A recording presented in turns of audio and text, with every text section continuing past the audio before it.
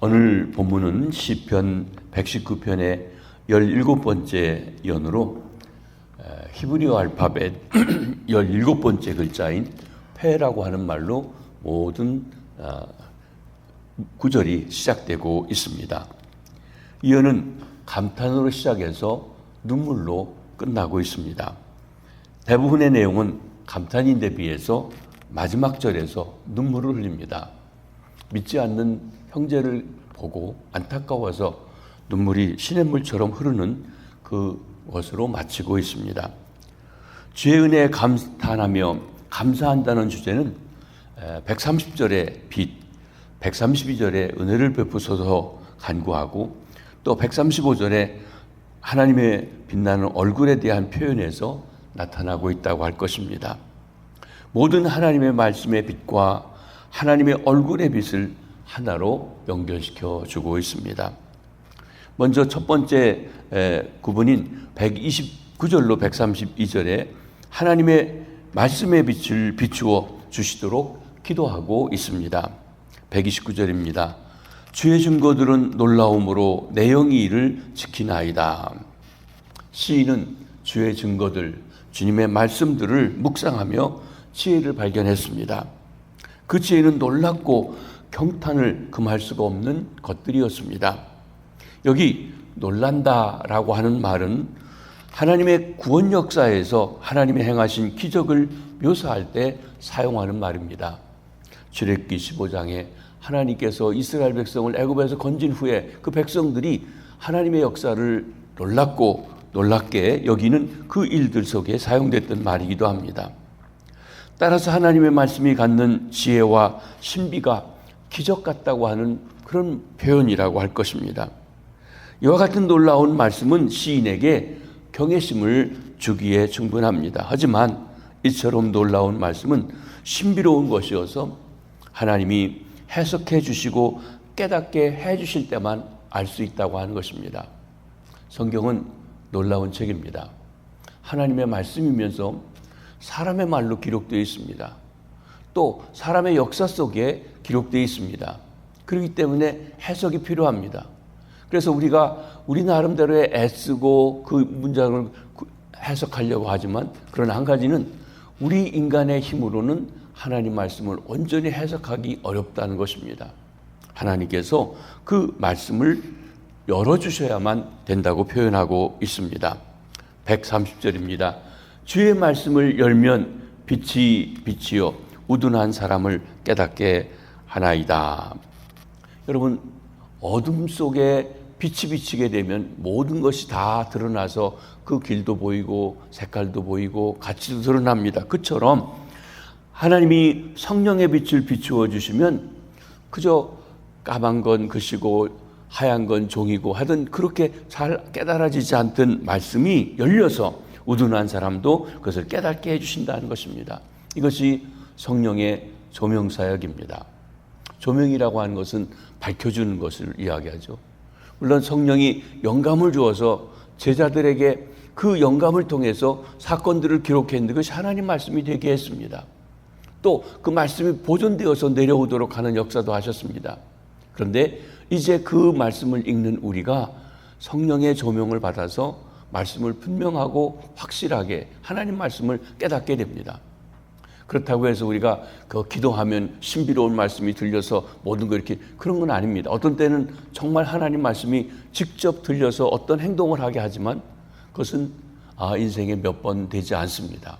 우리는 이 말씀을 연구하고 말씀 속에서 하나님께서 역사하셔서 하나님 말씀 되게 하심을 깨달아 알아야 된다는 것입니다. 그렇기 때문에 여기 우둔한 사람들은 유혹한다, 속인다라고 하는 뜻을 가진 말에서 유래한 말로서 어리석은 사람, 단순한 사람이란 뜻을 가지고 있습니다. 옳고 그름에 대해서 판단력이 확립되지 않고 온갖 유혹에 열려있는 자를 가리켜 말하고 있습니다. 그런데 아무리 분별력이 없고 유혹에 약한 어리석은 사람이라 할지라도 주의 말씀에 빛이 비치게 되면 깨달음의 은총을 얻게 되는 것입니다. 그러기에 우리가 말씀을 대할 때 설교해 주시는 분이 있고 말씀을 들을 때 말씀을 전하는 사람이나 듣는 사람이 성령의 비춤 속에서 말씀을 깨달아 알게 기도해야 합니다. 또한 우리가 스스로 성경을 읽을 때에도 그저 읽는 것에 그치는 것이 아니라 하나님의 말씀이 열려져 깨달아 알게 해달라고 하는 그 기도가 여기 시인처럼 필요하다고 할 것입니다. 131절입니다. 내가 주의 계명들을 사모하므로 내가 입을 열고 헐떡였나이다. 놀라운 하나님의 말씀을 얼마나 사모했는지 시인은 하나님의 말씀에 굶주리고 목마른 사람처럼 입을 크게 열고 그것을 갈망한다. 너무 목말라서 물을 헐떡이듯이 목마른 사람 시냇물을 찾아 헤매이듯이 그렇게 갈망한다고 했습니다. 이는 무엇인가를 바라며 애타게 찾는 모습을 떠올리게 해줍니다. 하나님의 말씀을 머리로 하기를 버리는 것이 아니라 바라는 것이 아니라 말씀이 열려서 그의 인생의 생활을 비추고 결국 그가 참 하나님의 사람으로 변화되기를 간절히 구하고 있는 것입니다. 그런데 하나님의 말씀이 열리는 것은 은혜의 역사임을 고백하고 있습니다. 그래서 시인이 내게 돌이키사 내게 은혜를 베푸소서 하고 기도하고 있는 것입니다. 132절입니다. 주의 이름을 사랑하는 자들에게 베푸시던 대로 내게 돌이키사 내게 은혜를 베푸소서. 이 문맥 속에서 하나님이 그에게 돌이키신다고 하는 것은 말씀을 깨닫는 은혜로 표현된다고 할 것입니다. 내 힘으로는 말씀을 깨달을 수 없고 말씀이 삶 속에 뿌리내릴 수 없지만 하나님이 돌이켜주시면 나를 바라보시며 은혜를 베풀어 주시면 그렇게 할 수 있습니다. 그래서 하나님이 돌이켜 나에게 은혜를 베풀어 말씀을 깨닫게 해주십시오 하고 기도하고 있습니다. 시인은 주의 이름을 사랑하는 자들에게 베푸셨던 대로 판단하시던 대로 이 은혜를 베풀어 달라고 기도하고 있습니다.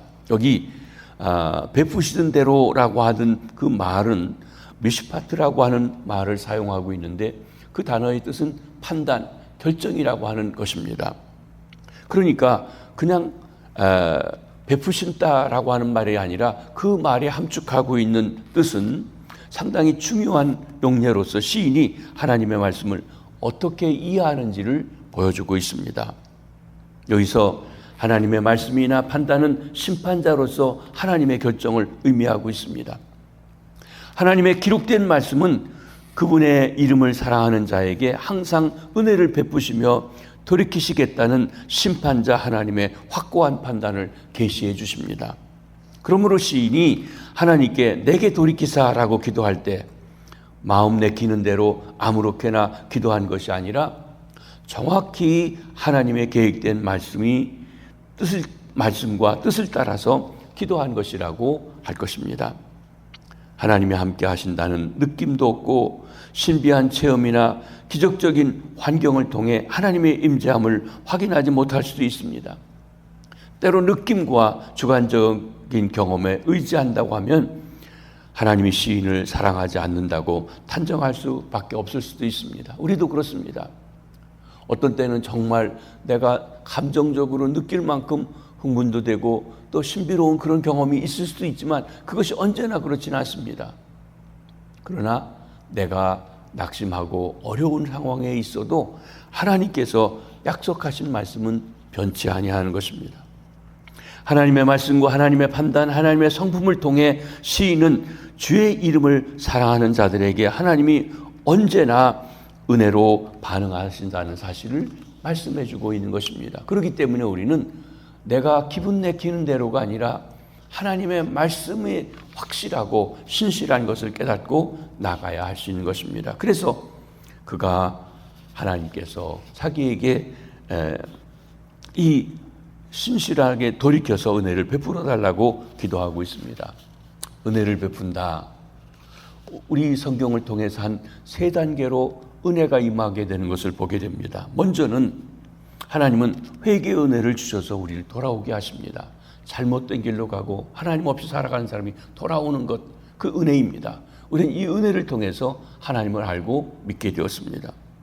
그리고 나서 우리에게 돌아오셔서 은혜의 미소를 지으십니다. 이제 하나님의 자녀로 살아갈 수 있도록 은혜를 베풀어 주십니다. 그리고 헐떡이며 벌리는 입에 생명을 변화시키는 말씀을 주어서 그 은혜가 계속되어지는 것을 봅니다.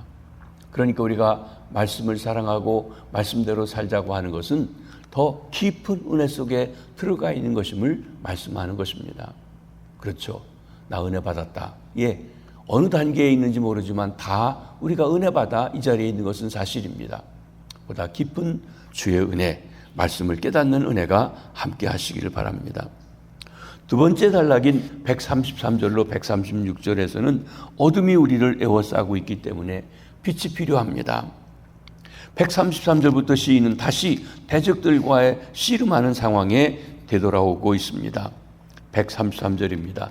나의 발걸음을 주의 말씀에 굳게 세우시고 어떤 죄악도 나를 주관하지 못하게 하소서.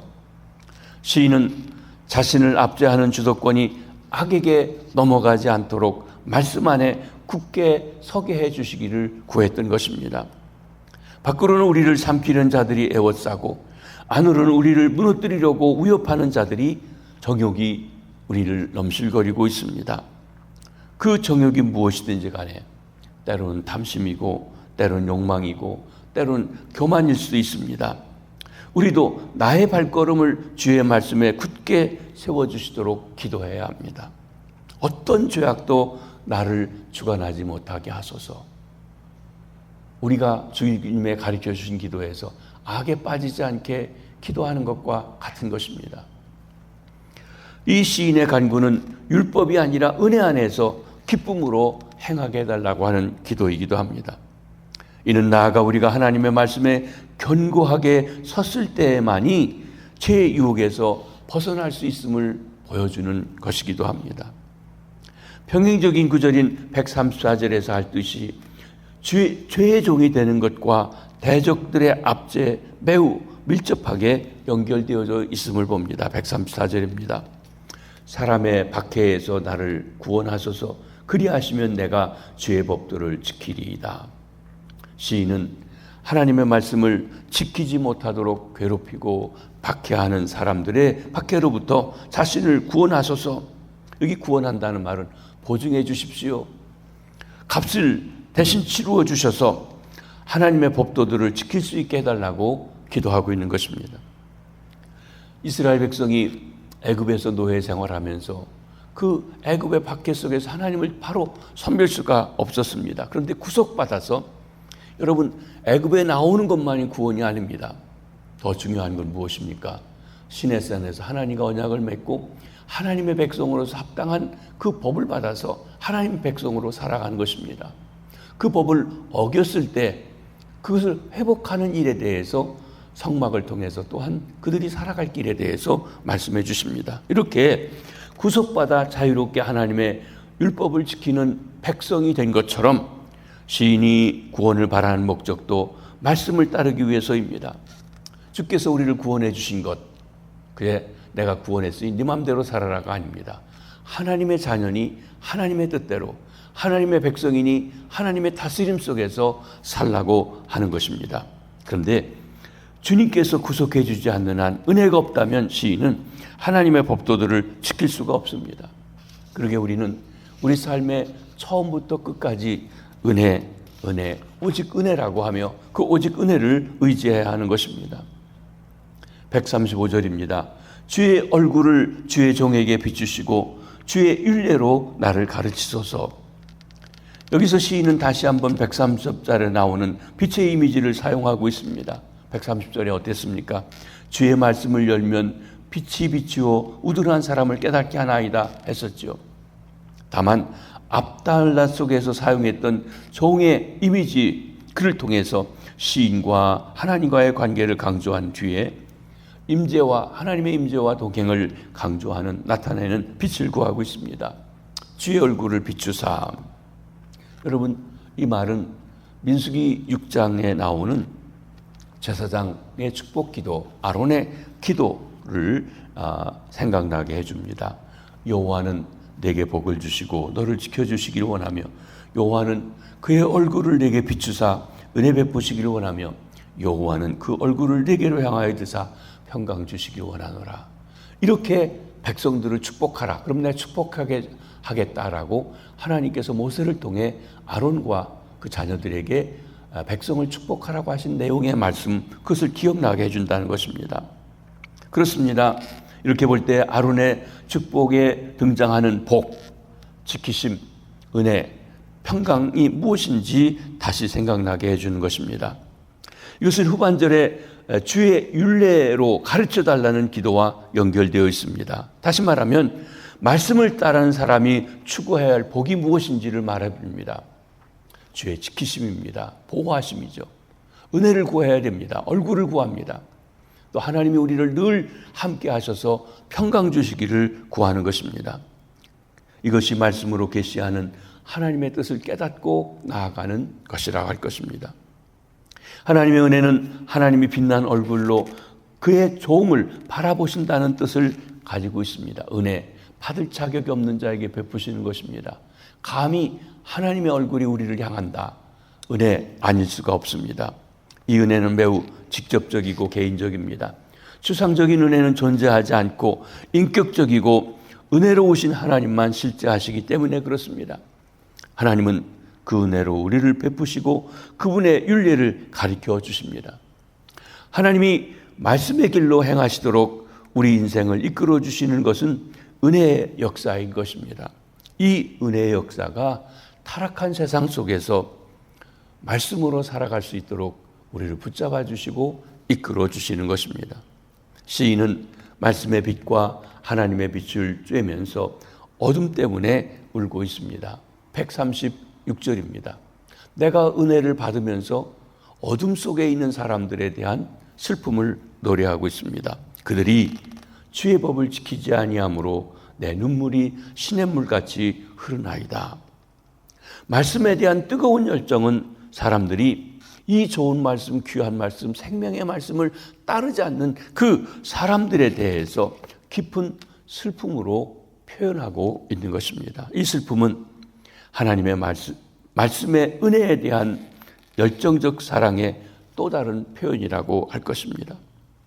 그에게 비추는 하나님의 얼굴빛과 그의 발걸음을 지켜주시는 놀라운 축복을 깨달을수록 이 길을 가지 않고 있는 주변 사람들을 바라보는 시인의 마음은 더욱 슬픔에 빠져 있습니다.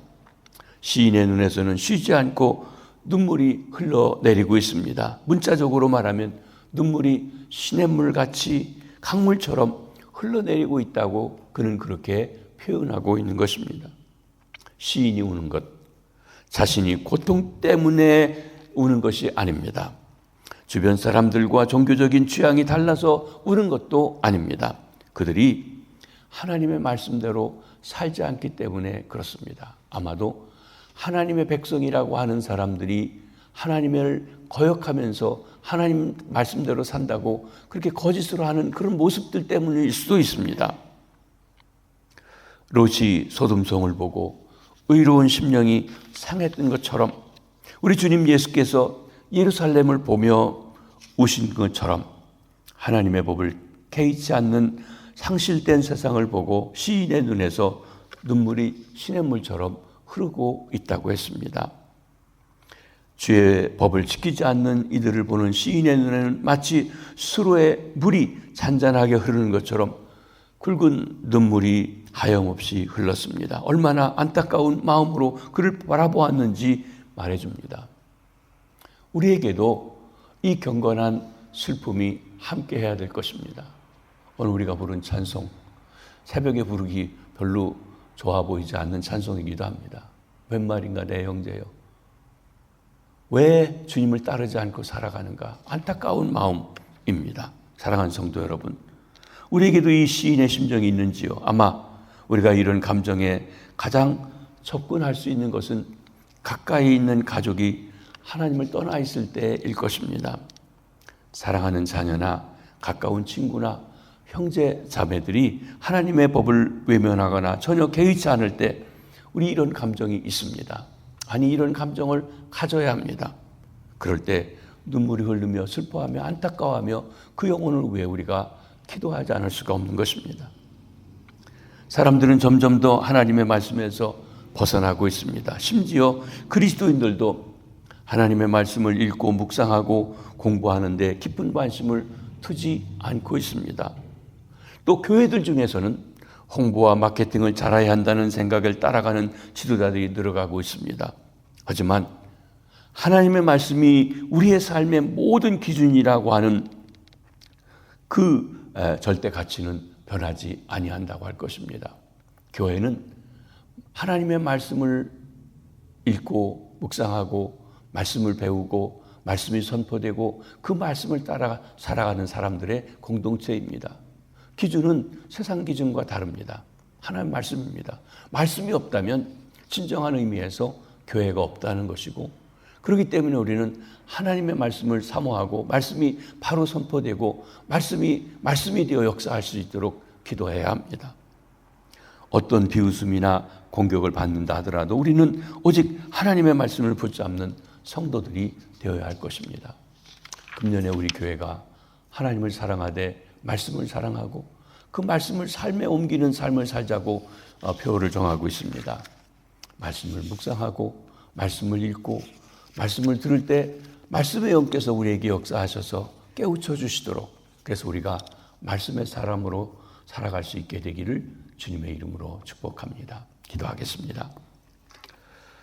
오늘 우리 기도할 때 특별히 믿음을 떠나 있는 우리의 가족이나 또 자녀들이나 형제들을 위해서 안타깝게 기도하는 이 시인의 심정이 함께하는 시간도 되시길 바랍니다.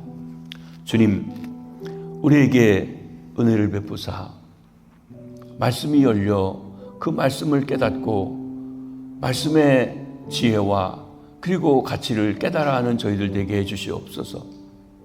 우리가 이 은혜를 받아 감사하며 살지만 이 귀하고 복된 말씀을 지키지 않고 함부로 생각하고 세상에 빠져 살아가고 있는 우리의 자녀들, 가족들, 형제들, 우리의 이웃들 있나이까 주님, 저들을 긍휼히 여겨주시고 돌이켜주시며 이 말씀의 빛이 비추어 하나님의 진리를 깨달아 하는 은혜가 있게 도와주시옵소서. 교회를 다니고 주를 믿는다고 하며 때로는 직분을 받았으면서도 어둠 속에 있지는 아니합니까? 말씀의 빛이 임하여 참 빛된 삶을 살아갈 수 있는 우리 성도들 되게 해주시고 말씀으로 우리 삶을 주장하는 우리 시온교회 될 수 있도록 축복하시고 축복해 주시옵소서. 오늘 하루도 우리 삶 속에 주의 은혜가 함께 해 주시옵소서.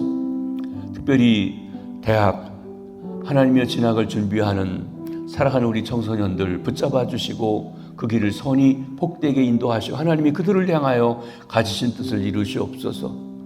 병중에 있는 환우들 찾아주시고 어루만져 주시옵소서. 일터로 나가는 성도들 하나님이 분주하고 바쁜 속에서 하나님 말씀이 저들에게 버팀목이 되고 힘이 되어서 악에 휘둘리지 않고 정욕에 휘둘리지 않고 승리의 삶, 하나님의 백성다운 삶을 살고 하나님께 영광 돌리게 하옵소서.